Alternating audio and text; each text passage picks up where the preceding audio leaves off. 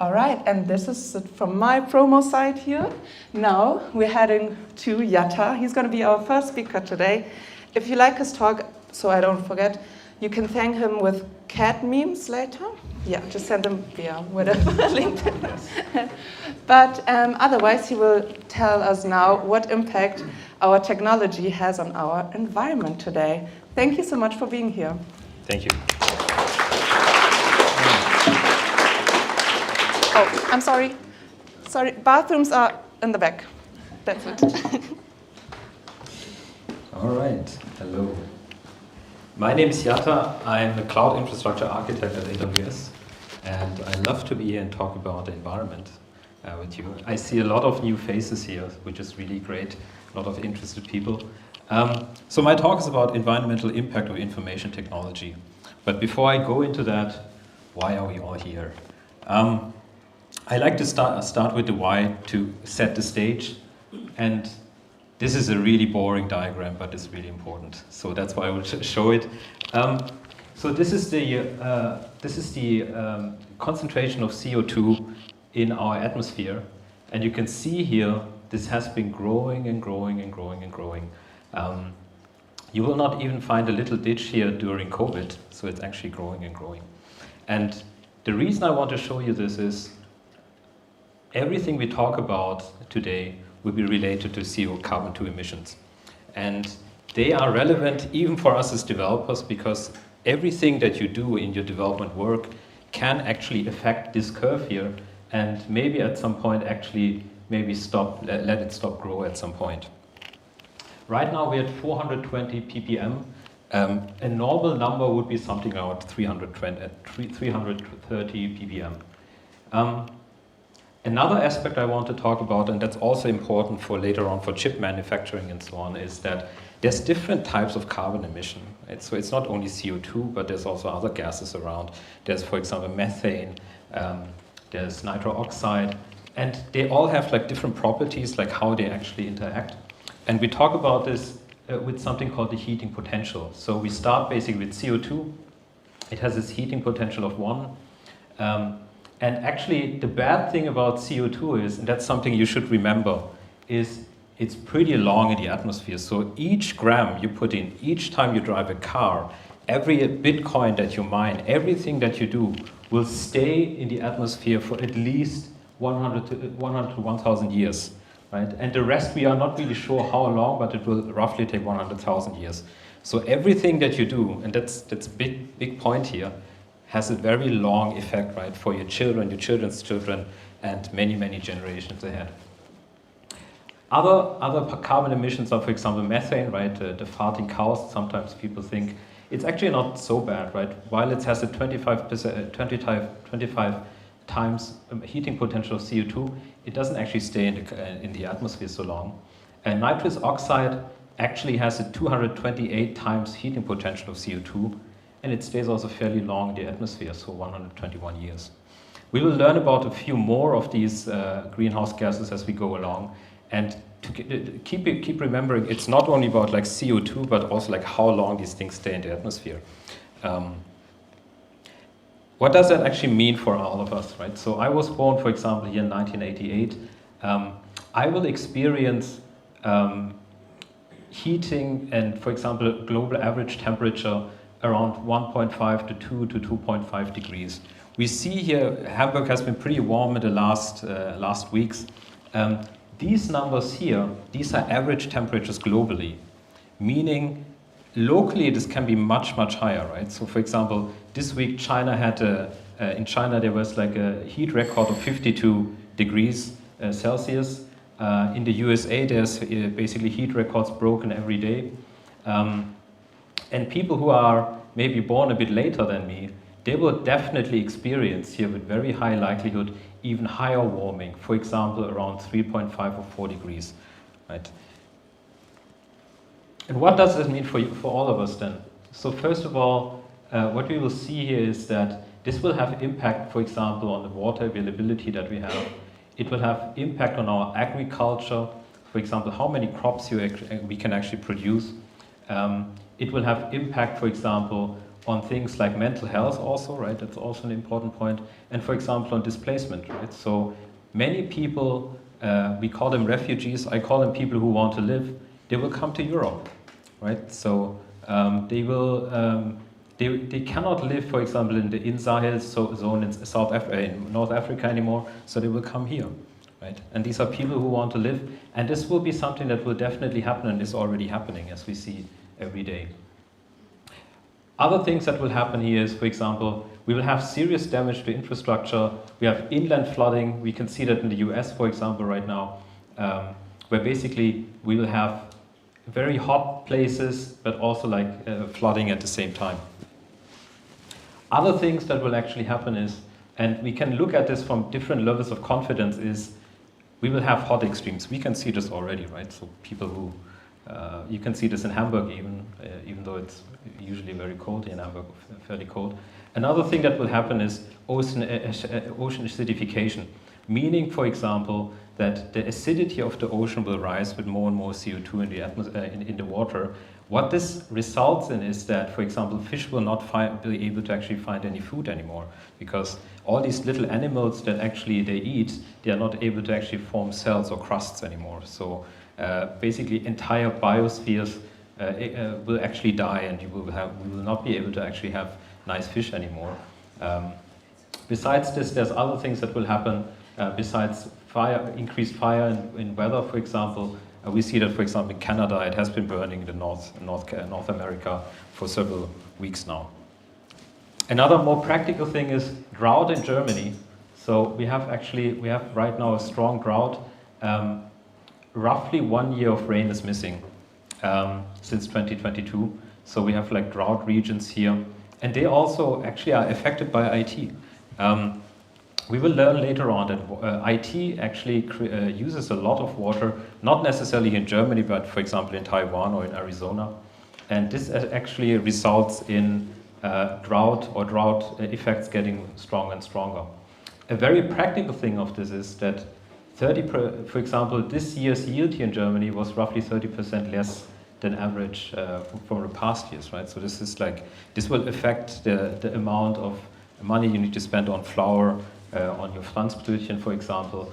And while for us this is here not so bad because we are all fairly rich here in Germany, other countries, they cannot pay this, right? So they will basically starve to death.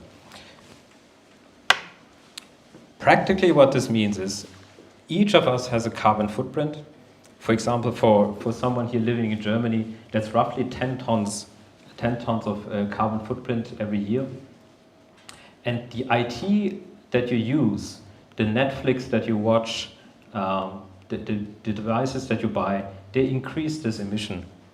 And you will learn a bit about this, like what is your emission here.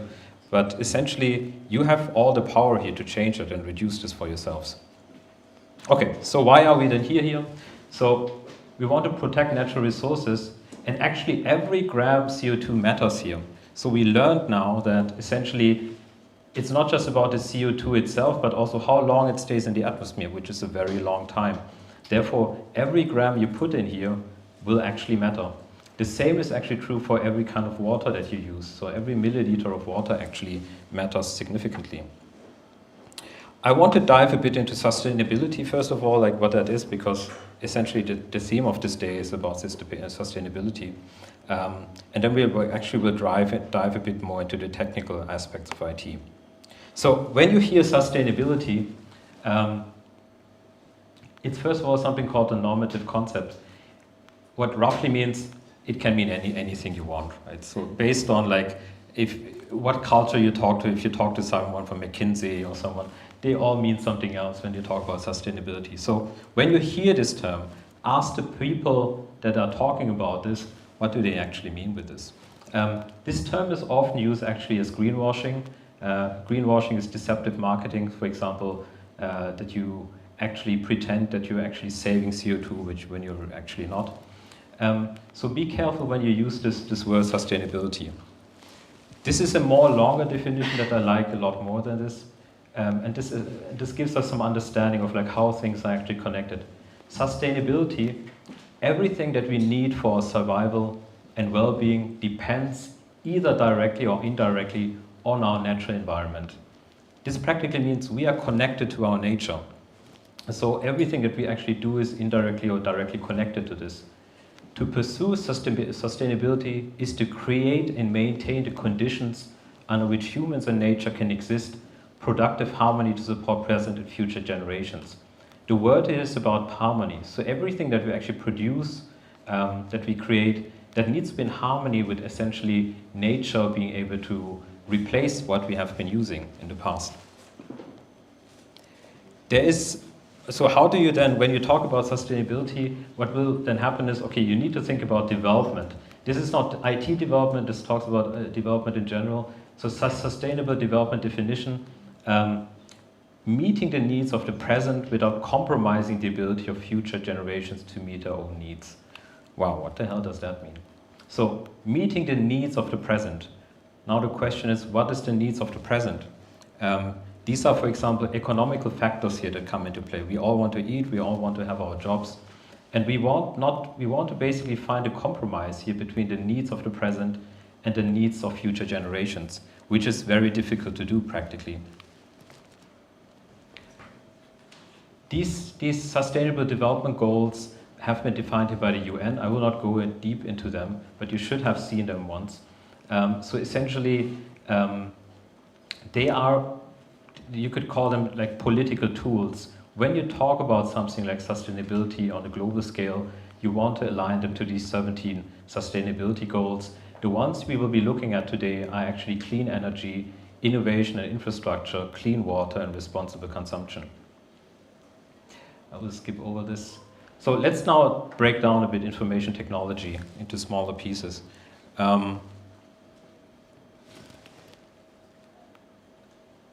So how do we actually understand this impact of IT? So what we can look at is, first of all, we can look at information technology, which is data centers and devices on which workloads run. So for example, the software that you run, the cat videos that you watch, they all come from some kind of data center. And essentially these information technology components, they use some kind of environmental resources. For example, energy, they use water. They, for example, are created by some resources, for example, some kind of metal, which is mined, for example. And then you use essentially some kind of a framework. For example, there's a framework called the Greenhouse Gas Protocol to understand what is actually environmental impact on this. For example, when it comes to energy usage or when it comes to water usage. And the environmental impact we'll be looking at mostly today is CO2 emissions and a bit also into routes themselves. So how do you now break down information technology? You first of all can separate here roughly between hardware and software. And then on the hardware and software side, you have production, manufacturing, and delivery. And then you have, for example, on the software side, development. And they are actually connected to each other, right? So similar to hardware where you produce something, in software we actually develop software. What we were looking at is essentially for production, manufacturing, delivery. What is interesting is the water usage, the energy usage, mining, and toxic waste that is created during this process.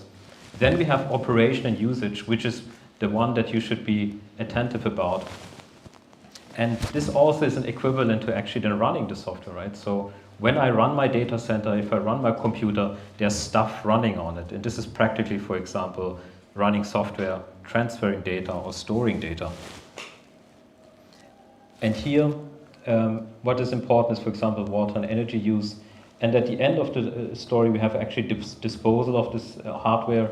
And then here, recycling comes into play. And also another interesting aspect here is the change to consumer behavior due to ICT. So I will show some charts here around this. Essentially, we as consumers have been using ICT more and more and more because we're actually building, you know, Netflix and stuff like that, and people start to use it, and they will start to use it more and more.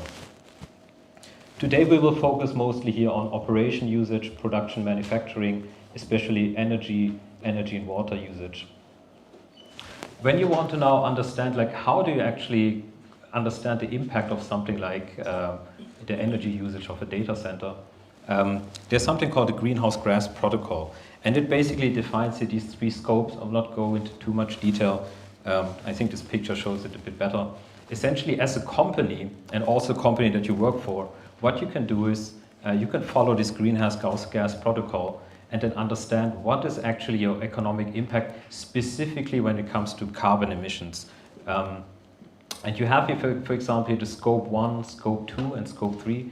Scope 1 is essentially any kind of direct carbon emissions, so basically stuff that your company specifically puts out into the air. For example, CO2 by the trucks that you own or the company facilities that you have. Scope 2 is actually the more interesting one when it comes to IT, and it's, for example, purchased goods and services, for example, purchased electricity, heating, or, for example, also purchased hosting that you buy, for example, from a cloud provider. These are the things that are called scope 2 emissions, and the scope 3 is kind of the rest of it. So let's take a look at IT operations in use. By IT operations, I mean essentially when IT is actually running in a data center, for example, on your devices, how much actually is here used. And we want to first of all look at the growth factor here. So essentially, internet users have been going now from 2015, 3 billion to 5.3 billion, right? So it's like 78% change. The data center workloads and internet traffic also has been increasing greatly to 4.4 zettabytes. And now come some interesting factors here. The data center energy usage here is 200 terawatt. And I will be talking a lot about terawatts because terawatts basically corresponds then to what kind of energy do you use? Does it come from green energy or not? Here we have, for example, a change for 2022, 240 to 240 terawatts per hour, which is an increase by 70%. And one interesting item here is crypto mining energy usage itself, which in its own is 150 terawatt, right? So this basically means that half of the data center energy usage, if you would half that and put it here, it would be 150%. And this has been changing a great amount. So essentially, when you took the workload of crypto mining is actually very similar to like any kind of AI workloads when you're training your models. You also need a lot of GPU, CPU power to do this, and this also goes into the same dimension here. Data transmission is another aspect here, and you can see here also this is actually increasing quite a lot here by 360 terawatts.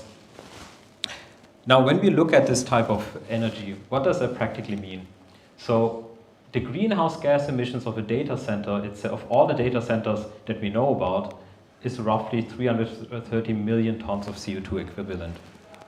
That sounds not very much, right? So this is 1% of global greenhouse gas emissions, but this is increasing greatly. By 2030, we'll roughly be at 2% of, so 720 million tons of CO2 equivalent. And data centers alone are already here for 2020, here is the number, already in total, basically a small country in itself between South Africa and Indonesia. And this is going to increase more and more. Looking at Ireland, for example, the data center consummation, right? So all your data centers that you're probably running in when you're running in the cloud in Europe, most of them are actually located in Ireland or Stockholm. And they run actually, Ireland itself, 80%, so it's 1/5 actually of the energy usage is data centers alone. Yes? Do you know how much of that percentage is just AWS? I do not. And I probably wouldn't be allowed to say if I would know that. So why am I telling you all of this? This is an important chart. So this is here the energy generation in Ireland. And when you look here, for example, 2022, most of the energy generation for electricity, I forgot to say that, for electricity actually comes from gas. And after that, coal is not that much. And you can see essentially, if you go forward, so any kind of data center capacity, any kind of data center workload you actually run, will be part of this mix of usages, of fuels essentially. One nice thing we can see here, and that's actually why our stuff also works, right? So why you actually have a say here is, this is renewable energy. And this has been increasing more and more. Ireland, for example, is building out, for example, wind parks.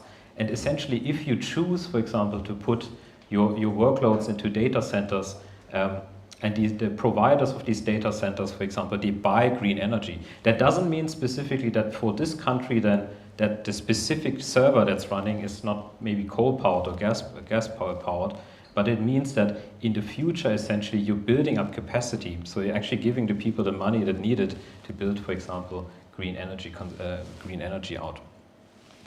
When we now look at, for example, the green energy generation for 2021 to 2027, so these are prognosed numbers essentially, what you can see is it's actually not that much. So we are here in 2015, for example, for energy generation here, we had 39.44% coal, which is a lot, right? That's roughly 40%. This violet here, this is actually natural gas. The renewables in 2015 were only 22.8%. So this are roughly 5,000 terawatts, 5,500 terawatts. When we now look a bit into the future, you will see this number for the renewables is not actually increasing that much, right? So it's going from 22 to 28 to 38.1 terawatts, percent. That practically means any kind of workload that you choose to run somewhere in a data center, even in the future, will still have this type of energy mix. This practically means for you, you should always ask yourself, do I need to run this shit or not, right? So if it's, I'm a big fan of cat videos and cat streaming, but we don't need billions of videos on YouTube of cats. So for any kind of workload that you're running, you should always ask yourself, is it worth running it? Based on these numbers, you will see even long into the future, year 2027, this will not go much, this will continue on this trend with renewables, but essentially for the planned capacity for 2027, we will still have an energy mix here where coal is still sustainable, a substantial amount. Now the good part is that essentially larger companies that know, for example, that they have so many tenants, for example, in the data centers, they can actually go ahead and actually purchase, for example, large sums of green energy. So, for example, Facebook, Meta, Microsoft, Google, or Amazon, they actually purchase a lot of energy like solar and wind and can actually plan for many, many years. So you need to actually create contracts for many years with these energy providers and give them actually the money. So they have to actually the money to actually then to build out actually wind parks. When we now look at IT manufacturing, Julia, how much time do I have left? Where's Julia? 10 minutes? 10 minutes? 10? Okay, 5. Okay. Jesus. Okay, all right. Okay, let's look a bit then into manufacturing, specifically here chip fabs, right? So, for example, TSMC is one of the larger fabricators of, for example, chips. So, for example, the iPhone chips that are running on your devices. One fab itself is roughly using 35 million liters of water per day. That's a lot, right? So I didn't calculate now how many households these are, but these are a lot.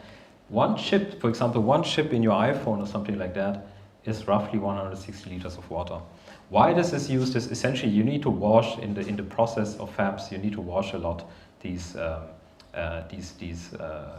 silicon wafers with a lot of water, with purified water. And what this actually then happens is essentially is while it doesn't have a direct impact on the environment, it actually has an impact on droughts. For example, in Taiwan or Arizona, Taiwan is one of the largest chip manufacturers in the world. In Arizona, for example, are also larger fabs planned. And what happens is then essentially people start to ask the question, okay, do I keep run my fab, right? Even though there's not much water around, do I fight with farmers because they also need the water for food, essentially? And this becomes then a very very complex equation where governments don't really know what to do. Usually, what they choose is they basically keep these fabs running because chip production is actually creates a lot of money, right? Essentially, so it's a lot of engineers behind this. It's a lot of wealth that is created. So essentially, these countries, for example, they just accept, for example, that a drought is going on, that farmers are not able to essentially, for example, put water on their crops. When we now look at the greenhouse gas emissions, It's not that much if you look at it, but it's still every gram counts here. So roughly 170 million tons of CO2 have been emitted. I didn't put in the date, but it's like 2022. This is again 0.5% of global emissions. And here now comes the problem.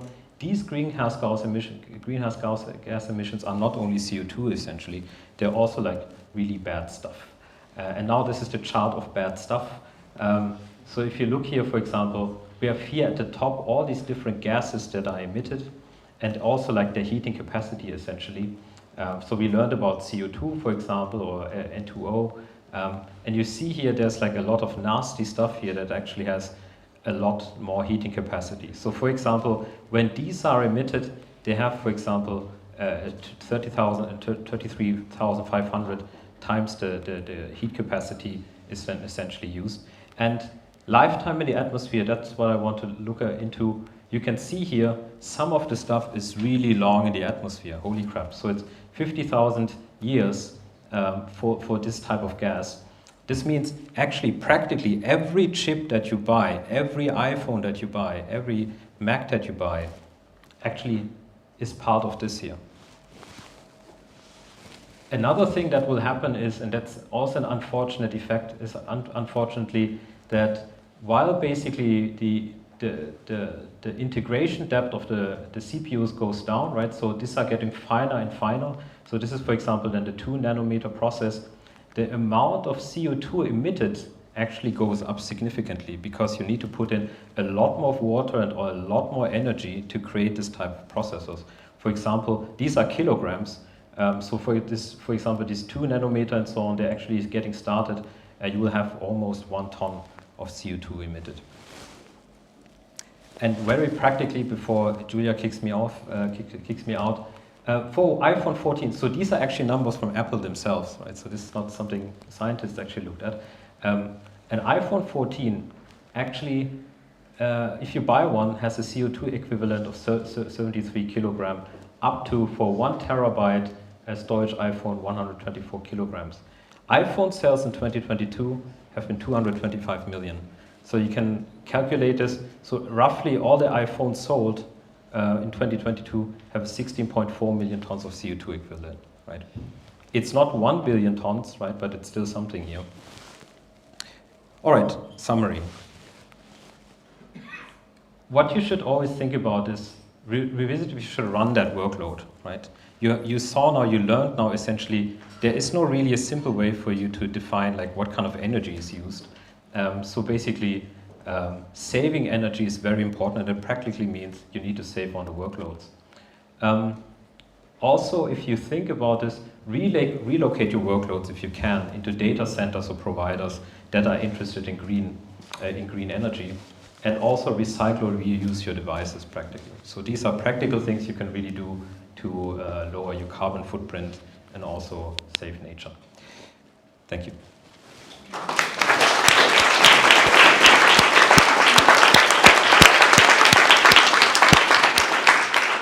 Do we have time for questions? Yes. Yes? Okay.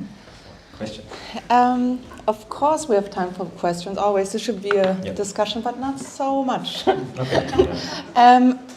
I don't think this cable is super long, so I would just give you the live stream microphone here, and you talk into this, and for the people in this room, just maybe a little louder. Are there questions? Yes. Thank you. I was actually, honestly, I was kind of positively surprised how little energy big tech is using. Like, for example, like the chart of how many internet users there are and how much data is transferred. If we, separate out crypto, which is literally setting the earth on fire, it looks like energy consumption has gone down since 2015, even though the number of users has gone up like 6-fold. So I always wonder, because technology keeps getting more efficient now that it doesn't get, a lot faster anymore. Is there a question somewhere?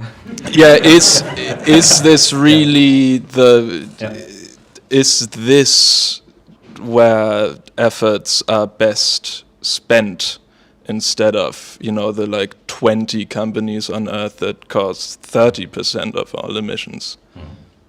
Good question. So I would say it's first of all about like every gram counts, right? So, and we're talking here with developers, so there's certain things that you can do practically as a developer, right? Besides this, you can go off and work actually for a company that's, for example, is a leader in green energy and work in their IT department. It's something you can do, but not all of us will practically do this. Also in terms of efficiency, you talked about efficiency, and that's something to be a bit careful about, because what we tend to do as humans are we do stupid shit. We get more efficient in something. For example, we build engines that are very energy efficient or fuel efficient, and then we put them into 2-ton cars, right, SUVs. Same if you look, everyone who has here a phone, right? The displays are growing. Even though your battery capacity and efficiency is pretty high, you basically put them in larger displays, right? So only because you're increasing efficiency doesn't mean that overall like the energy usage is going down. It just means that you might then actually tend to do stupid shit with it. Right? That's the reality of it. Yeah. Just a second faster. Okay. Thanks for the presentation. So I have a question regarding prioritization on the transition and the IT. So for instance, there are a lot of enterprises that have legacy systems with other corporate infrastructure running, and I can imagine that going, for instance, serverless would reduce the consumption of them. What I was wondering is, do you in the company have a set of industries that you have identified that are transforming them, modernizing them, would have a very strong impact for the good of everyone regarding sustainability? You're asking as me and Amazon? Exactly, as a cloud computing provider. Yeah, so as a cloud computing provider, essentially customers come to a cloud computing provider, and these are major customers, right? And they are interested, so most of them are today already interested in reducing their greenhouse gas emissions. And this practically means they like to host, for example, with a cloud provider, because if you host centrally, your cooling and energy generally goes down, so the amount of energy that you need to use. In terms of like identifying as a cloud provider which customers we would talk to, I don't think that's really happening. It's more customers actually coming to us because politics and also you guys actually pushing them to be more energy efficient, more carbon conscious, and that's essentially why they come to us and then, for example, host with us. Okay. Thank you. Thanks for the really good presentation. Lots of insights there. I was wondering if you could just clarify a bit what you mean by rethink that workflow. Rethink? Rethink that workflow. The Or workload, sorry, okay. workload. So Steffi will talk about a bit later about workloads, IT workloads, right? So any kind of website that you run, any kind of feature that you, for example, develop as a developer and then put to use somewhere. Essentially, these are all IT workloads, right? They run on a CPU, they run in terms of storage, they are transferred over the wire in some ways or over wireless. And essentially, when you talk to your and this is kind of a controversial topic, right? So when you talk to your product owners, product developers, as developers, you can also push back, right? You can also say, is this something really that we need, right? Looking at all the problems that we have, do you really need this now? So do you need like the next cat video platform, simply put, right? And so this is about essentially these type of workloads, but also other workloads. So not only new stuff, if you, for example, have a CI environment running or dev environment or UAT environment, think about shutting that down. It's all about energy, basically saving up energy, right? So if you have things that you can actually shut down, and even if it's simple stuff like turning off your Mac or iPhone or something like that, that actually has a lot of impact looking at the overall numbers, right? So that's what I mean by workload, any type of IT workload, essentially. Yeah. Last question.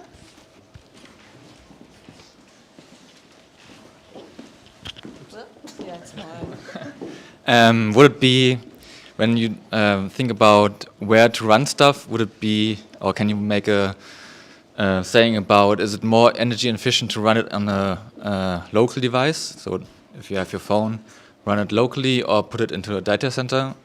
Is there something about energy efficiency of the usage of the Yes. CPU, GPU? So overall, if you have workloads, there's client workloads run that, for example, running your JavaScript VM or something like that. And essentially, any kind of workload that you put into a data center, you have much more control over the energy that is bought for this, right? The CPUs are usually much more efficient, and also cooling and so on becomes less of a problem. So if you put workloads more and more into client devices, the decisions that are made are not necessarily ones that you control practically, right? So if you have some kind of a workload, let's say some HPC computing that you would put on a laptop, or let's say in a browser window, right? That would be computing inside the client. You have no control over where is this client now running. Is that now consuming coal energy? Is it now consuming green energy or not? Overall efficiency is always better when you put it on the server side. Yeah, we can talk a bit more in detail, but I think we don't have much time on this. Yeah? Great. Okay. I know, and Jetta will also stay here a little longer, probably the whole evening, right? To answer your questions in detail. So if you're feeling down a little bit now, that's totally fine. You will not for too long, because Steffi is here in the back and she will let us know after the break how we as techies can have an impact on these numbers. But before we're going to have a 10-minute break. Feel free to grab more drinks, also snacks, and really important, if you don't want to be on the pictures, there are the stickers on this table. So thank you, Jetta, so much for all your insights. That was really valuable. We wouldn't be Social Developers Club if we also wouldn't provide you with some actions. This is why Steffi is here today. And she's going to tell us how we, as techies, or actually anyone, can provide or help for a more sustainable future. Thank you so much for being here today. Thank you.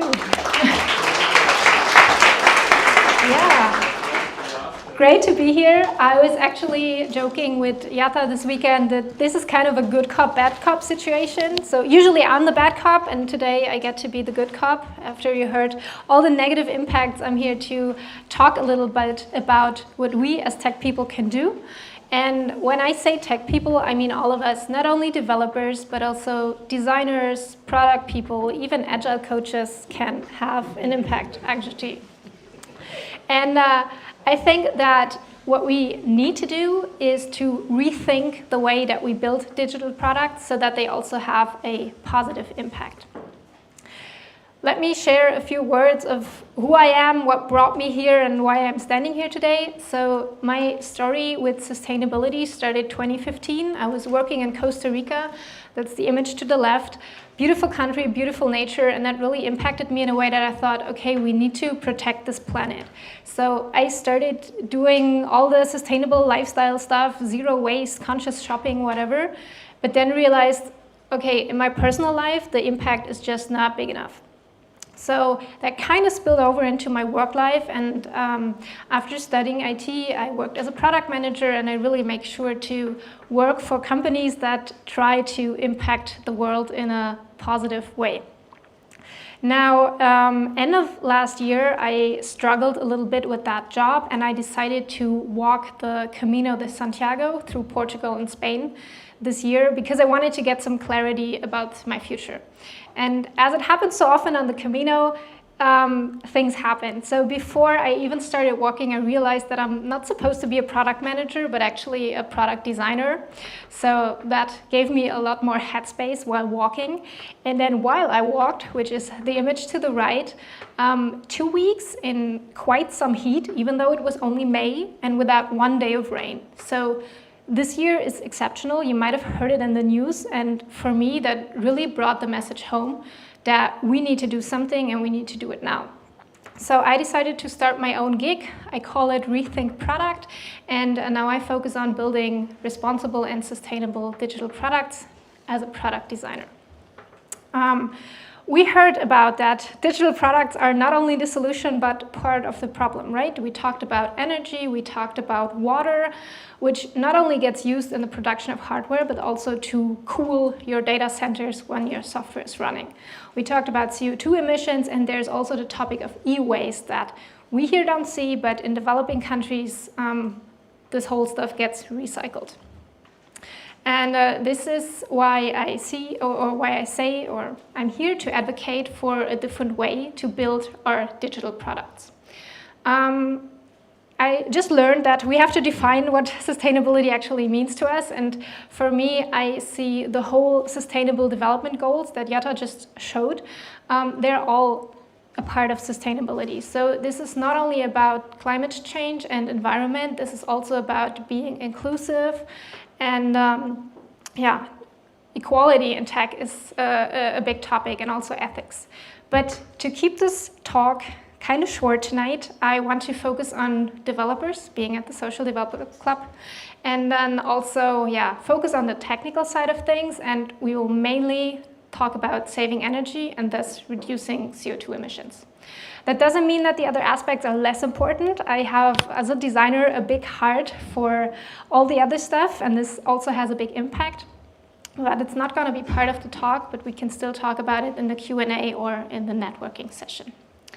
Now, talking about developers. The good news is that if you are a developer, you don't really need to rethink your ways too much, because in many cases, what we are doing for performance optimization today is also what we need to do for energy efficiency.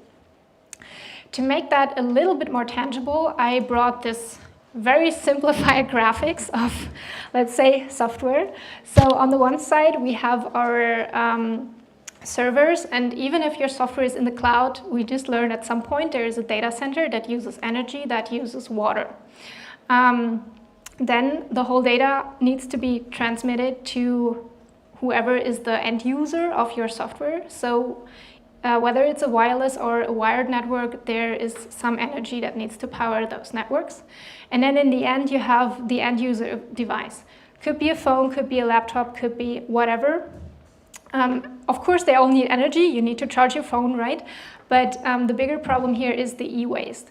Now, you could say, okay, I'm a software developer. I'm not a hardware person. So what do I have to do with e-waste? But the point is that most, let's say, smartphones are in the end discarded or exchanged because the battery is draining too fast or the software gets too slow. And so what we can do is to make our software more efficient so that people can use their devices for a longer time and don't have to buy a new iPhone every 2 years, right? So these things are all interconnected. Looking at this picture, I brought for tonight 5 ways in which development teams can make a positive impact on energy efficiency in their software. The first one is kind of a no-brainer. We talked about it already. Choose green hosting. So this is mainly relevant if you are building a website for yourself or your client or your company. Choosing a green hoster, also be aware of greenwashing. So not only look for some green label, but really, do they provide transparency? Do they talk about where they get their energy from? What about the water? Do they try to increase their efficiency? So really take a look if you have a choice of provider.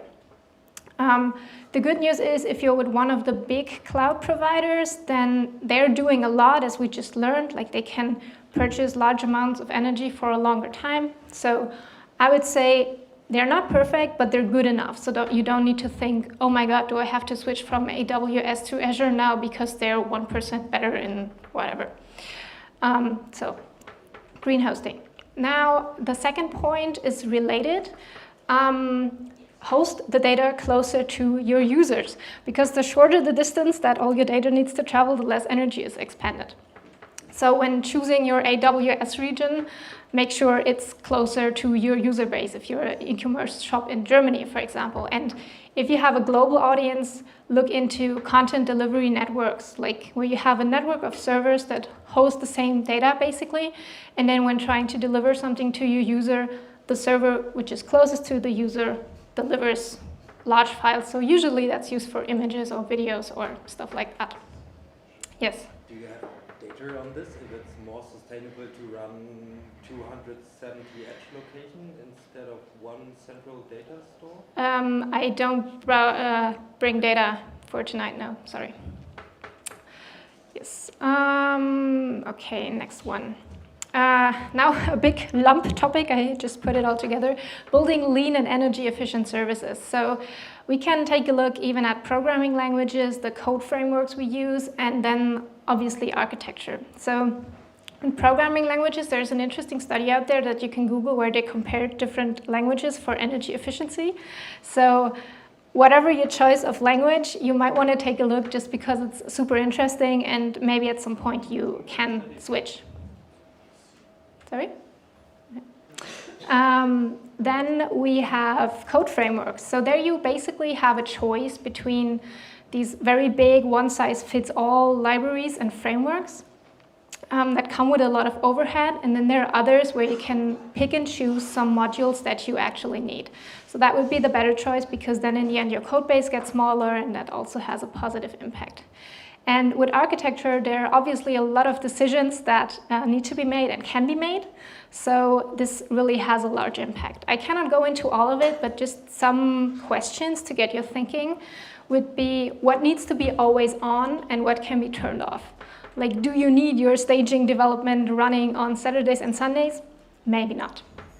What can happen asynchronously and what needs to happen like in that moment. So for example, are there some batch jobs? And if there are, can we run them at times of the week where, or of the day where there's more green energy on the grid, right? Or do we need to do it in the evening when there's no sun and everybody's watching Netflix?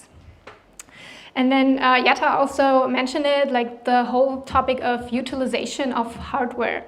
So if you're with a cloud provider, for example, using serverless functions or managed services are usually a great choice because they really maximize the utilization of the hardware in the data centers. Now, because this is quite theoretical, I also brought a real-world example of a major architecture decision, which would be from Starbucks. So what they did, they basically ditched their native mobile apps and built a progressive web app. And I find the numbers really stunning because in the end, they saved over 99% of the size of the app and also had other improvements like faster performance, better SEO, more conversions, better user experience. So you can look into that. It's a really nice example. Now, great topic, data. We're trying to minimize the amount of data stored. So we can do that in two ways, collect less data and then delete data more often. If this doesn't sound like news to you, it's because GDPR has been telling us to do this for the last 5 years, but it's not always easy. So I think the easier part is the deleting more often, because what you as a development team can do if you start collecting data from your users or elsewhere, really in that moment of designing it, think about how long do we need it, and if we don't need it, can we delete it automatically and regularly? So we don't have to think about it 5 years from now and ask ourselves, what happens with this data? The harder part would be collecting less data because we all love data, especially marketing and analytics people, and I don't know. So you will probably have to talk to your PO or even business stakeholders.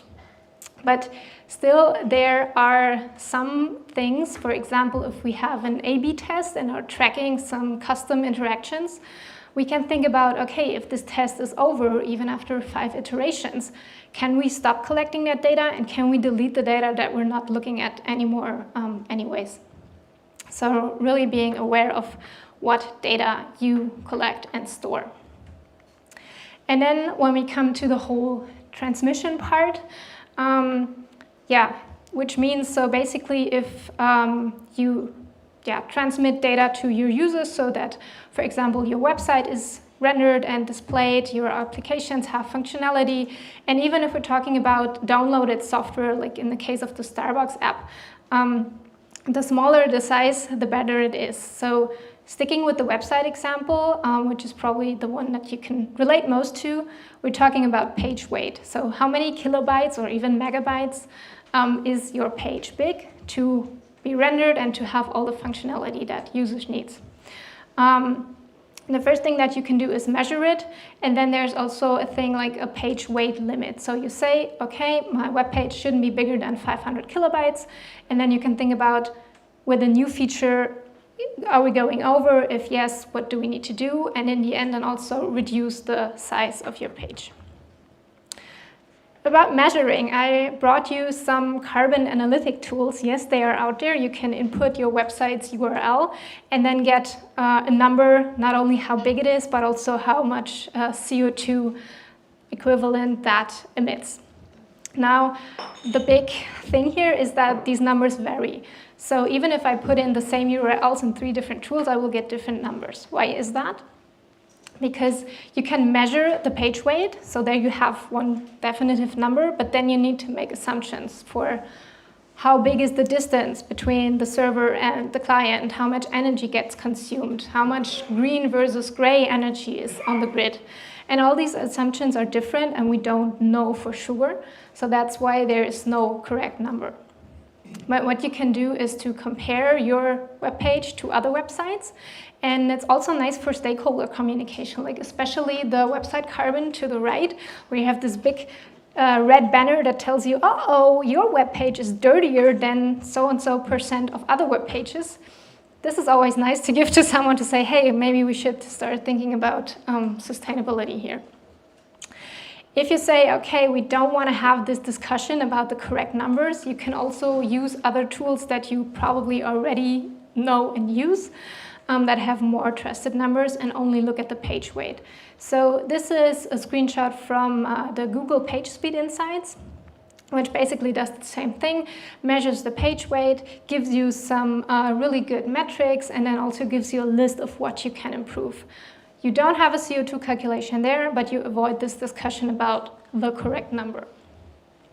And now when you know that, then you were talking about reducing, and I only have 20 minutes, so I cannot go into details. I just brought you a big word cloud of things that impact the page weight most. So basically everything visual are big things here.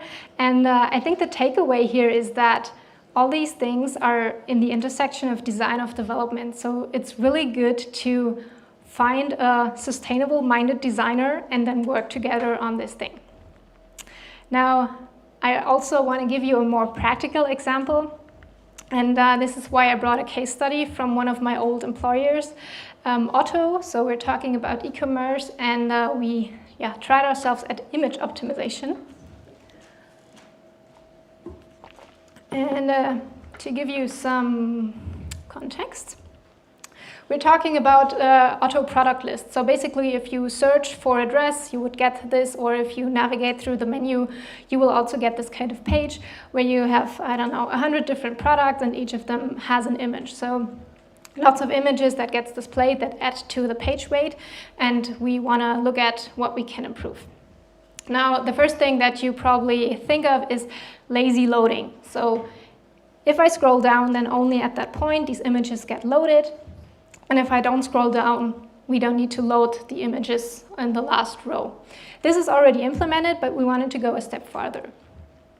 Now, question, can anyone spot the difference between these 3 images? You are nodding. The resolution, yeah, that's really great. So I brought a different one. So we're talking about a difference in quality mainly, which you can probably better see if you look at the close-up of the shoe. So from here, it really looks good. To the left, we have a JPEG with a quite good resolution. It's also the bigger image that we would use on the product detail page, where you want to look at that dress. And then on the product lists that I was talking about, we use we need to have smaller images in file size because we have so many of them. So they are smaller in number of pixels, basically, but then we also reduce the quality to 60%. But there we can see that we have like these compression artifacts around the shoe. So this is not too great. And then the third option would be a different image format, WebP, which is a bit newer, not supported by all browsers, but by many. And that is basically the best of both worlds. So it's a lot smaller than both of them, but still has a good quality, and even like the one on the left. Now, what we did on our product list was to basically switch the image type from the one in the middle to the left. So we delivered WebP images for every browser that supported them. And yeah, what has this to do with sustainability? Mainly the file size gets smaller, and so we have faster loading times, less energy consumption, less CO2. To give you some more numbers tonight, if we look at that images and compare the JPEG before and the WebP after, we're talking about 60%. Now you might say, okay, this is just 6 kilobytes, so what gives? But we need to imagine that we have, I think, 72 images per page, and then we have millions of page views on a site like Otto per month. We did some rough calculations here, and it ended up like just a small change to be about 150 gigabytes per month. And if I want to make another rough CO2 calculation based on some assumptions, I would say we would have about 6 tons of CO2 equivalent of emissions per year.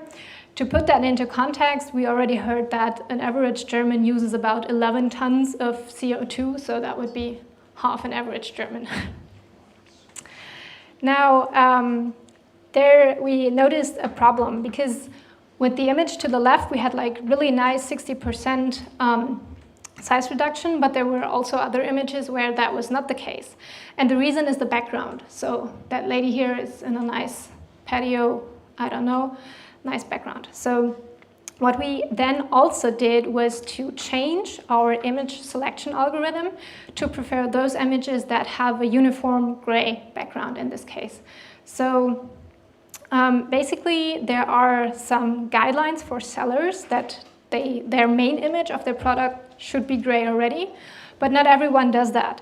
Now, you can reshoot these images, which costs a lot of time and money, but what we also did is we had another team that used AI to tag the images. Are they gray? Are they colored? And then also crop them and replace the background with the gray that we wanted to have.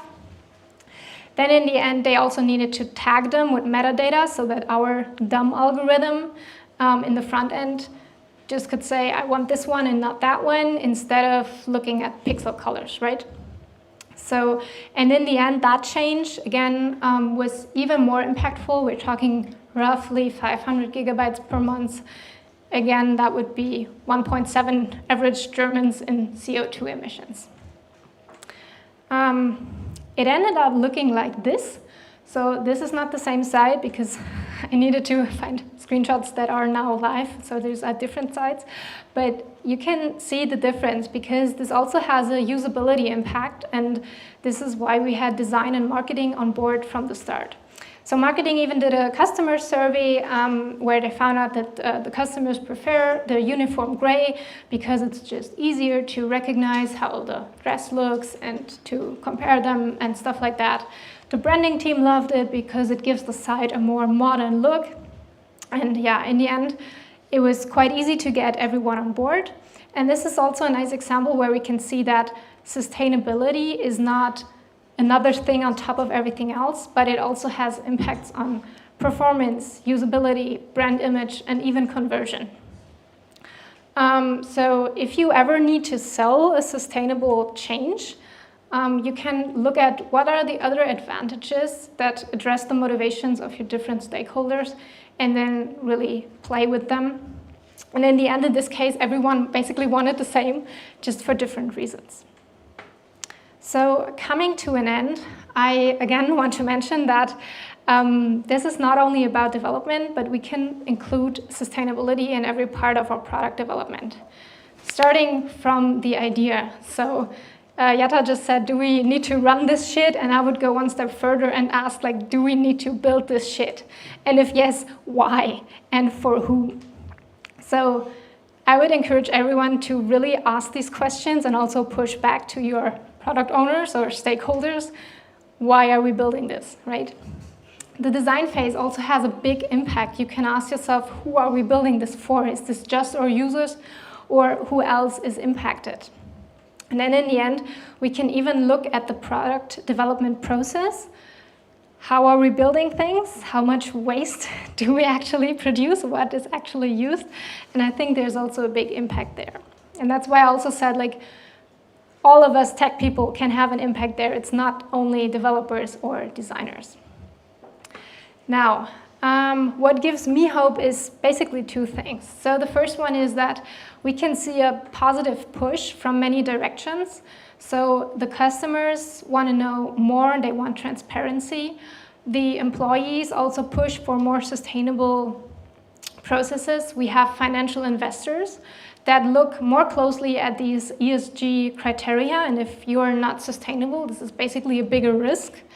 And then, of course, we have policymakers. So we're seeing many more laws. So it started with GDPR. Now we have the Accessibility Act. And right now the EU is talking about some regulations around emissions of digital products. So this is why I think we're seeing a lot of push, and this topic is going to have a positive future. And the second thing that gives me hope is that I see tech people from all kinds joining this movement. And there is a study out there that says that you only need a 10 to 20% minority to adopt the change to then have the majority follow. And I believe that if we as tech people band together, oftentimes we're more than 20% of employees in a company. So if we say, hey, we want to make our digital products better, we probably have a good place to start to convince the business to actually make an impact. Now, if you are also convinced that this is a good idea and you want to take part in the movement, what can you do next? I would recommend you join a community of like-minded change makers. I just brought some of them. There are a lot more. Many of them are on Slack. But there's also the Sachs Network here has a podcast, so there's something for everyone. And if you're not into any of those, I would invite you to also check out my little resource library that I have online. So I'm a bit of a collector, so I have a huge Notion database with all the links to all the cool stuff, communities and books and podcasts and online courses, and even more resource databases from other people. So this is basically your entrance into the rabbit hole of sustainable tech. So I thought sharing is caring. I just put it online. You can have a look, find something you like, and then go further. Connecting to like-minded people is great because then you have someone to talk to and can also find what you are interested in most. And I'm still updating that, so there's more stuff to come. Now, last of all, if you want to connect, you can find me on LinkedIn, where I also speak about these topics, not only climate and environment, but also the other aspects of sustainability. For example, right now I'm working on a project that goes more into inclusive design.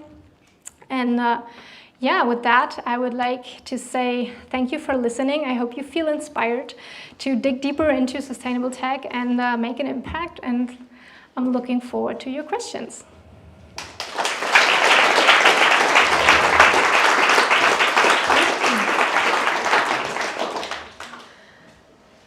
Is this, hello? Yeah, okay, perfect. Thank you so much. I feel so inspired. That's Mike, okay. Do you have questions? Thanks for the talk. I think I want to understand the should we run this, should we build this product thing, because I don't quite see that how that plays out. Like my boss says we're building this product, I want you to work on it, and I'm hiring 5 people to do it, and then I say what? Let's not do that? So that I would say that depends a bit on the company culture. So there are company cultures where you could say, hey, can we please talk about the why, and I don't understand it, and then they say maybe even argue like this is not a good idea. And there are other company cultures where that just doesn't work. So it's top down, your boss says it, and then you have to do it or leave. But that's what we always can do. Like we can vote with our feet, if you like to say so. You can always leave and find a different place. That's the last way out. Nice. I can ask my question.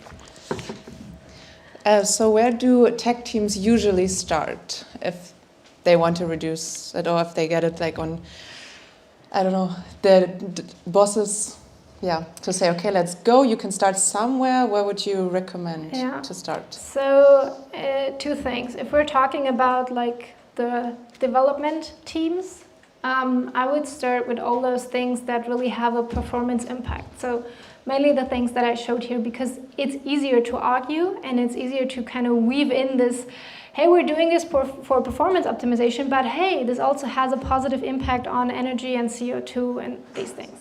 The second thing is that I would say is really talk with your designers and try to start thinking about what are we designing, for who are we designing, because like we kind of noticed back from a software architecture lesson in university, like the decisions that you make at the design phase of the project like have the biggest impact. So that's something where you can do, and that's also why I personally switched from product manager to product designer, because I say I can make a bigger impact here.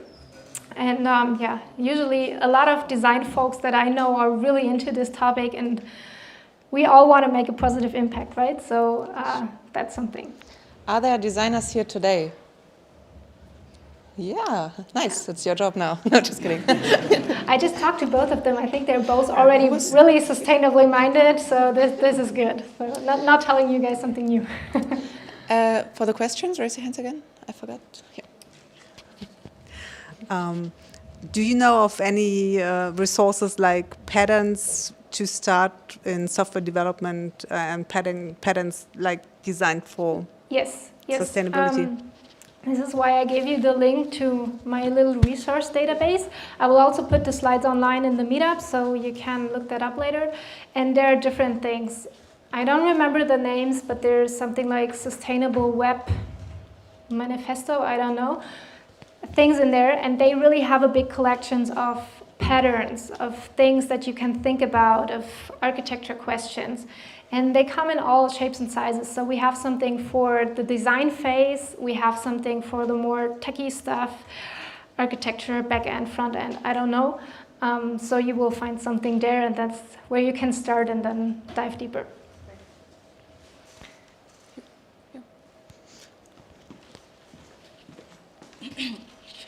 Thanks for the talk. I just have a question when it comes to basically UX research. How do you do that, taking into account basically users' needs, the business needs, and also sustainability? And also, how do you interact, like from your experience with other with engineers and getting them to basically see the sustainable aspect too as well? So yeah, this is like the big problem of UX, that it has always been the business needs and the user needs, and now we even have the planet's needs if you want to. But in the end, this is also the work that we need to do to convince people that this is a good idea. And I would always start just, again, weaving these things into my process. And if I argue for why I want to do user research, I have probably my goals, my business goals, and then I say, okay, these are the user goals, and then I can also say, we also want to know about environmental goals or sustainability goals or whatever that is. And yeah, basically try to weave it into your process, especially with UX.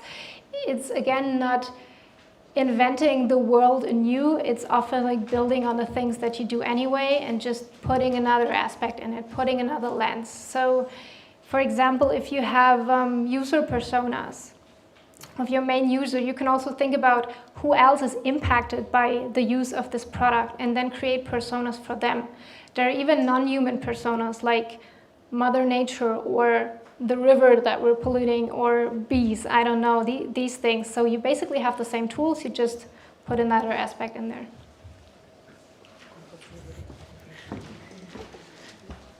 Okay.